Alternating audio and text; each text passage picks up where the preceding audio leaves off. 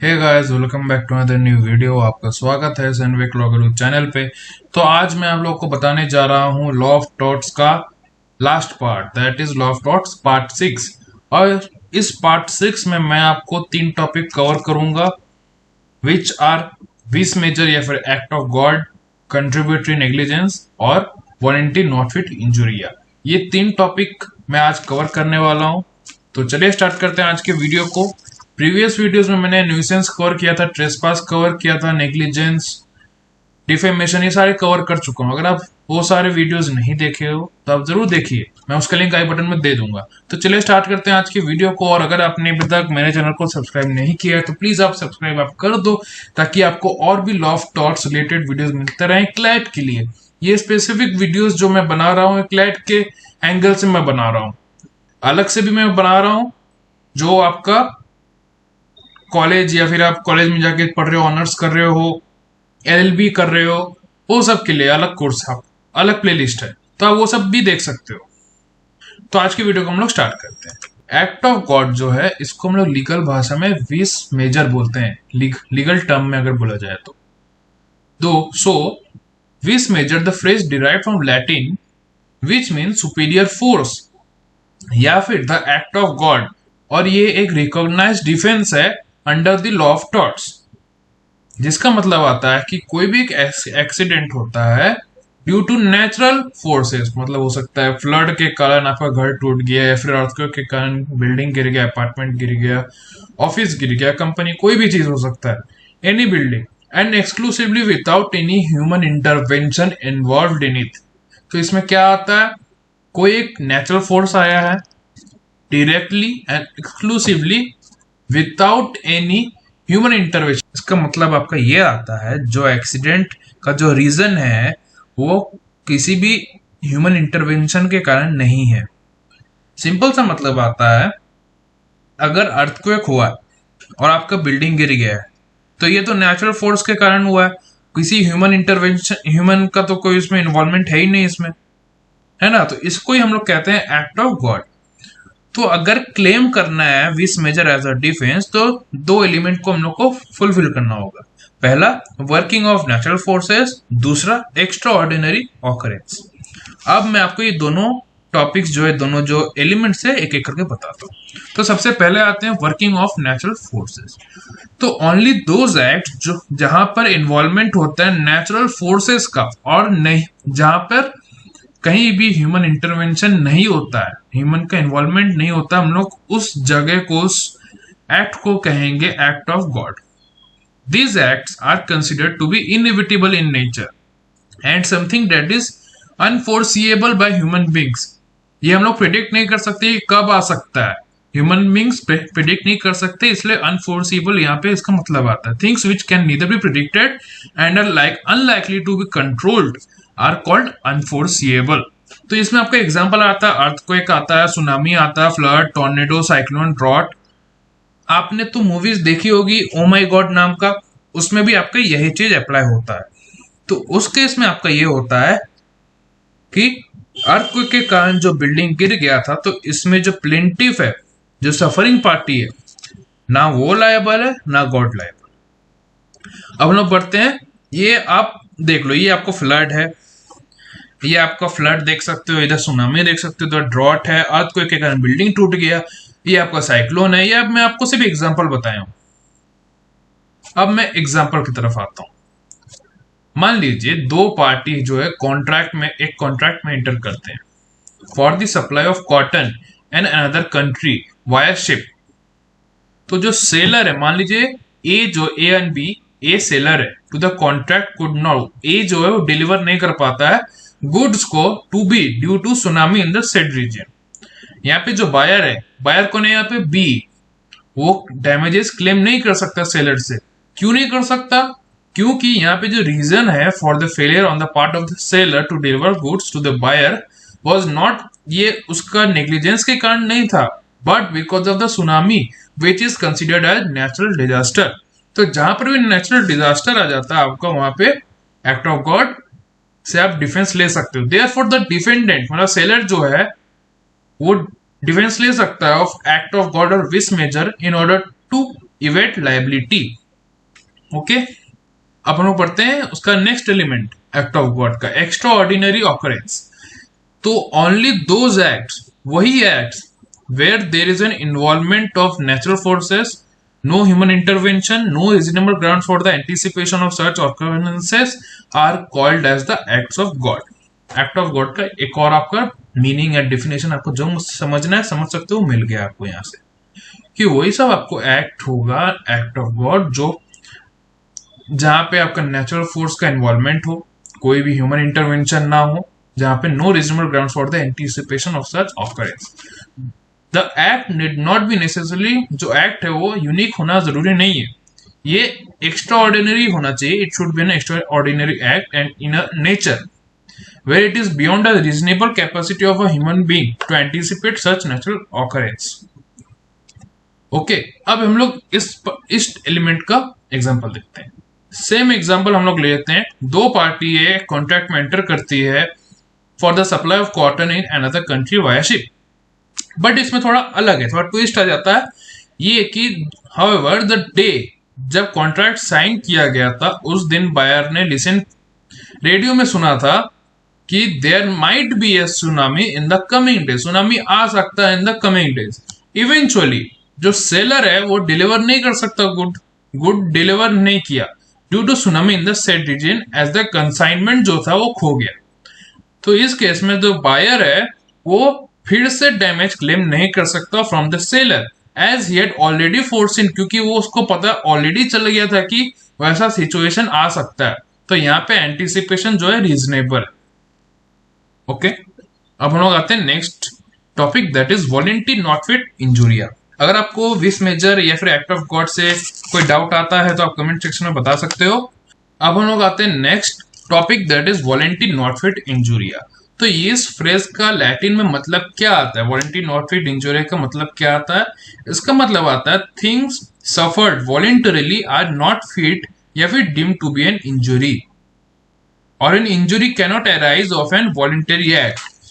जिस भी एक्ट को आपने वॉलेंटरीली कंसेंट दिया है, अगर उस एक्ट से आपका इंजुरी हो जाता है आप क्लेम नहीं कर सकते डैमेजेस। मैं आपको एग्जांपल से समझा दूंगा बाद में, पहले आप थोड़ा जान लो क्या होता है। तो यहां पे लिखा है कंसेंट जो है under the law of torts, इसका दो एलिमेंट है, और उसका है नॉलेज ऑफ द पार्टी, और सेकेंड है voluntary agreement to the risk. Therefore if both of the above elements are present in a tort, जहां जिस टॉर्ट में ये दोनों एलिमेंट प्रेजेंट है, then the defence of voluntary not fit injury can be claimed. अब हम लोग जानते हैं एग्जाम्पल से। सपोजेटली आप लोग गए हो क्रिकेट मैच देखने के लिए स्टेडियम में, और कैप्टन कूल MS धोनी ने एक हेलीकॉप्टर शॉट लगाया और बॉल एकदम ऊंचा गया क्राउड की तरफ, और ऐसा हुआ कि वो बॉल जो है आपके माथे पे आके गिरा, thereby causing injuries to you. आपको चोट लग गया माथे में, माथा फट गया, फिर माथा फूल गया। जो इंजुरी हुआ आपको कॉज हुआ, इट वॉज डीप, और आपको कुछ लॉसेस झेलना पड़ा इन मेडिकल एक्सपेंसेस। तो आप फ्रस्ट्रेट होके आप MS धोनी को सुई करने गए for such serious injury to you. तो क्या आप सक्सीड हो गए? नहीं, आप सक्सीड नहीं होंगे, क्योंकि इसका रीजन ये है, अगर आप नोट डाउन करना नोट डाउन कर लो। इसका रीजन ये है क्योंकि जब आपने टिकट खरीदा कि आप मैच देखोगे इन एन ओपन स्टेडियम, तो आपने वहां पे इम्प्लाइडली कंसेंट दे दिया, जहां उसके रिस्क को लेके मतलब हुआ कि कोई भी बॉल आएगा, कोई भी बैट्समैन जो है शॉट मारेगा और आपके माथे में लग सकता है, आपको इंजर कर सकता है। इसका आपने इम्प्लाइडली रिस्क कंसेंट दे दिया है। उस रिस्क के लिए, पर्टिकुलर रिस्क या फिर कोई भी रिस्क के लिए आपने इम्प्लाइडली कंसेंट दे दिया है जब आपने टिकट खरीदा है for to watch cricket in an open stadium. हम लोग अब सेकेंड एग्जाम्पल ले लेते हैं। जब सॉसर खेल रहे थे आप, तो एक प्लेयर जो है अपोजिट टीम का आपको इंजोर कर देता है, तो आप क्या उसके अगेंस्ट सक्सीड कर सकते हो? क्लेम कर सकते हो? आप नहीं कर सकते क्लेम। क्यों? क्योंकि आपको पता है, आपने वॉलंटरीली आपने कंसेंट दे दिया है कि उस गेम का क्या क्या रिस्क हो सकता है। तो अगर आप कंसेंट नहीं देते, अगर आप नहीं खेलते हो, तब आप क्लेम कर सकते थे।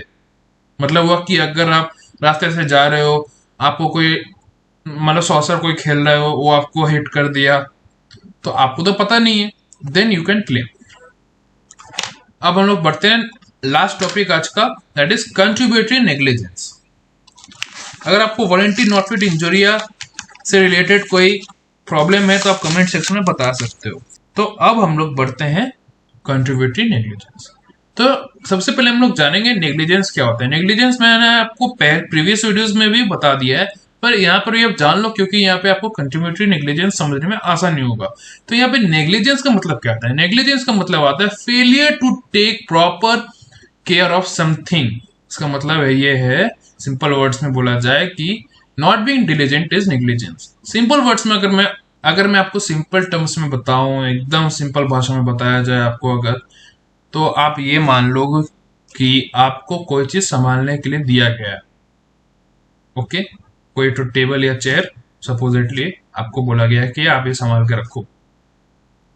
तो आप अगर उस पर्टिकुलर टेबल और चेयर का आप ठीक से ध्यान नहीं रखते हो और वो चोरी हो जाता है या वो डैमेज हो जाता है, कोई बाहर का आदमी आके उसको डैमेज कर देता है, आप उसका प्रॉपर केयर नहीं करते हो, दैट इज नेग्लिजेंस। आपका वहां पे नेग्लिजेंस आता है। तो नेग्लिजेंस का मतलब यही होता है। अब कंट्रीब्यूटरी नेग्लिजेंस क्या होता है? Contributory negligence is the failure of both the plaintiff, plaintiff कौन? Suffering party, and the defendant, defendant कौन? जिसके अगेंस्ट आप केस कर रहे हो, to take proper care for their actions. It is a defence under टॉक। तो पहला लाइन का मैं आपको मतलब बता देता हूं। इसका मतलब आपका यह है कि कंट्रीब्यूटरी नेग्लिजेंस में दोनों का कंट्रीब्यूशन होता है, मीनिंग प्लेंटिफ ने भी प्रॉपर केयर नहीं लिया और डिफेंडेंट ने भी प्रॉपर केयर नहीं लिया for their actions. Okay, then it is called contributory negligence. Therefore, if the plaintiff has contributed to the damage by being negligent, then he can be guilty of contributory negligence along with the defendant. यहाँ पे देखिए along with the defendant, defendant भी जो है वो भी guilty होगा of the damages by being negligent of contributory negligence. So यहाँ पे plaintiff का lack of care plus lack of care causing accident आपका हो जाता है contributory negligence। मैं आपको एग्जाम्पल के थ्रू समझाता हूँ। आप ग्रोसरी स्टोर जा रहे हो अपने मम्मी के लिए कुछ ग्रोसरीज खरीदने के लिए, बट आप सोचे कि रास्ते में जाते जाते आप बोर हो जाओगे, तो क्यों ना मैं हेडफोन लगा के थोड़ा गाना सुनते सुनते वॉकिंग करते हुए जाता हूँ ग्रोसरी स्टोर तक। तो आपने हेडफोन लगा लिया और ग्रोसरी स्टोर जो है आपने देखा रोड के दूसरी तरफ है, तो आप चलने लगे। तब आप अचानक ही सोचे कि हम रास्ता क्रॉस कर जाते हैं। तो अदर साइड दूसरी तरफ से जो गाड़ी आ रहा था रैशली चला रहा था गाड़ी को, सही से गाड़ी नहीं चला रहा था, प्रॉपरली गाड़ी नहीं चला रहा था। तो वो एकदम स्पीड करके आया, एकदम स्पीडिंग करा था। तो वो आया, आप क्रॉस कर रहे हो, आपने दाएं बाएं देना देखना सही नहीं समझा, आप क्रॉस कर रहे हो, वो आपको ठोकर मार दिया। तो आपने सूट फाइल किया उस गाड़ी वाले को के against for being negligent on the road. तो क्या आप सक्सीड होंगे? अगर आपको इसका आंसर पता है तो आप कमेंट सेक्शन में बताइए। तो आप सक्सीड इस केस में नहीं होंगे। क्यों? क्योंकि इसमें कंट्रीब्यूटरी नेग्लिजेंस आता है। कैसे? कंट्रीब्यूटरी नेग्लिजेंस का मैंने आपको क्या बताया था, इसमें आपको मैंने बताया था इसमें प्लेंटिफ का भी गलती है और डिफेंडेंट का भी गलती है, दोनों ही नेग्लिजेंट थे। तो इसमें क्या आपने देखा इस एग्जाम्पल में? इस एग्जाम्पल में आप लोगों ने देखा कि जो आदमी हेडफोन पहन के गाना सुन के रास्ता क्रॉस कर रहा है विदाउट सीइंग राइट और left on the road, he is negligent from his side. वो तो नेग्लिजेंट है ही, जो सफरिंग पार्टी, क्योंकि वो उसको इंजुरी हुआ है। और डिफेंडेंट कौन है? वो गाड़ी वाला आदमी। तो जो सफरिंग पार्टी जो है, मतलब प्लेंटिव जो है, जो आदमी हेडफोन लगा के चल रहा है, उसको जो इंजरी हुआ है वो अपने साइड से, तो वो नेग्लिजेंट था ही। और जो गाड़ी जो दूसरे साइड से आ रहा था वो भी रैशली ड्राइव कर रहा था, तो वहां पे उसका भी गलती है। तो यहाँ पे दोनों का गलती है, यहाँ पे डिफेंडेंट का भी गलती है और प्लेंटिफ का भी गलती है। तो दोनों को मिला के हो जाता है कंट्रीब्यूटरी नेग्लिजेंस, और दोनों ही गिल्टी है of by being negligent on the road. तो अगर आपको वीडियो पसंद आया हो लाइक कीजिए, शेयर कीजिए, सब्सक्राइब करना मत भूलिए ताकि आपको और भी law of torts related videos मिलते रहें। अब अगली वीडियो से मैं आपको क्वेश्चन सॉल्विंग कराऊंगा। लीगल रीजनिंग जो होता है क्लैट में आपका आता है वो सब मैं सॉल्व कराऊंगा। तो वो सब के लिए आप प्रिपेयर रहिएगा। अब ये सब वीडियोस देख कर रखो। इसी सब वीडियो से आपको वो सब क्वेश्चन सॉल्व करने में आपको हेल्प होगा। तो अगर आपको कोई डाउट आता है आज के टॉपिक में से तो आप कमेंट सेक्शन में बता सकते हो। मैं क्लैट में और भी टॉपिक्स कवर कर रहा हूँ, तो वो सब वीडियोस भी आप जाके देख सकते हो। क्लैट का प्लेलिस्ट का मैं लिंक आई बटन में दे दूंगा। और साथ ही साथ मैं करंट अफेयर्स भी बता रहा हूँ हर महीने का, तो आप वो सब वीडियोस भी देखो, मैं उसका लिंक भी आई बटन में दे दूंगा। तब तक के लिए बने रहिए मेरे साथ। Thank you.